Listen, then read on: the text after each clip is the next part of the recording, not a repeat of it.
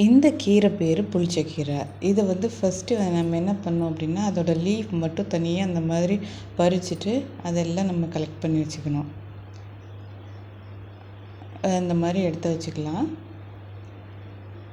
இந்த கீரை சாப்பிட்றதுனால இந்த வாயு கோளாறுலாம் இருந்தால் கூட சரியாகுமா.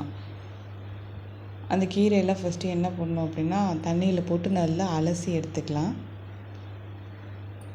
இந்த கீரை சாப்பிட்றதுனால நம்ம உடம்புல இருக்கக்கூட தேவையில்லாத இந்த சால்ட்டு, இது தேவையில்லாமல் இருக்கக்கூடிய அதிகப்படியான உப்புக்களையும் நம்ம அதிக நச்சுக்களையும் யூரின் வழியாக வெளியேற்றிடுமா இந்த புளிச்சக்கீரை சாப்பிட்றதுனால.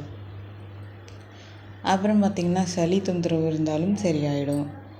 டயர்டாக இருந்தாலும் அது சரியாகும். ஹேர் ஃபால்ஸ் ஆகிறதும் சரியாகுமா. அதெல்லாம் நான் அந்த கீரையெல்லாம் அலசிட்டு எடுத்து குக்கரில் போட்டு வச்சுக்கலாம். இந்த குக்கர் ஃபுல்லாக இப்போ இருக்குது. இதை நம்ம விசில் விட்டு ஒரு 3 விசில் விட்டு எடுத்துக்கலாம். ஒரு சொம்பு தண்ணி அதில் ஊற்றிக்கிறேன். அது ஃபுல்லாக இருக்க கீரை வேக வச்சதுக்கப்புறம் அப்படியே ஆஃப் ஆயிடும்.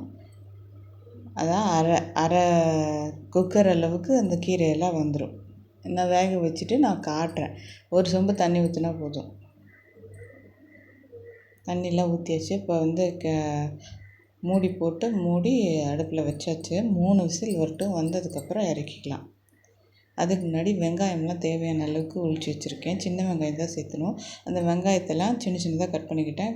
அப்புறம் வரமிளகாய், கருவேப்பிலை தாளிக்கிறதுக்கு இது மட்டும் போதும். வெந்து ரெடி ஆச்சு பாருங்கள். ஹாஃப் குக்கர் வந்துருச்சு.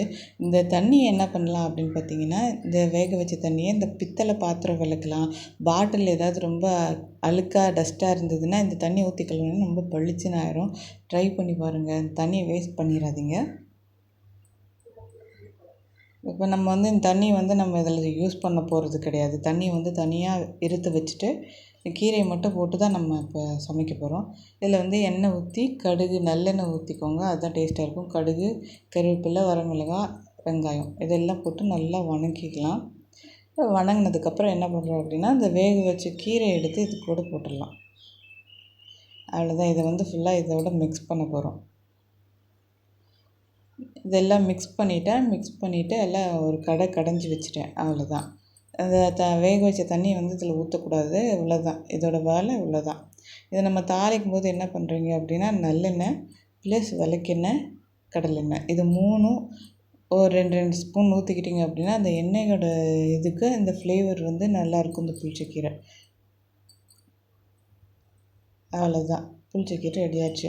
இதோட மோஸ்ட் இம்பார்ட்டண்ட் டிப் என்ன அப்படின்னு பார்த்தீங்கன்னா, வாயு பிரச்சனை இருந்ததுன்னா இது சாப்பிட்டிங்கன்னா சரியாயிடும்.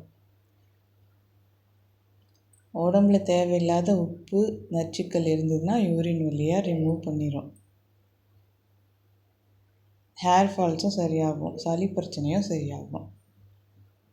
ஒரு சில குழந்தைங்களாம் பார்த்திங்கன்னா ரொம்ப ஒல்லியாக நோஞ்சா மாதிரி இருக்கும்னு சொல்லுவாங்க. அந்த மாதிரி இருந்தது அப்படின்னா இதை ரெகுலராக கொடுக்க ஆரம்பிச்சிங்கன்னா குழந்தை நல்லா ஹெல்த்தியாக நார்மலாக ஆயிடும். ரொம்ப ஒல்லியாக இருக்காது. அது தேவையான சத்து கிடச்சி கரெக்டாக வந்துடும்.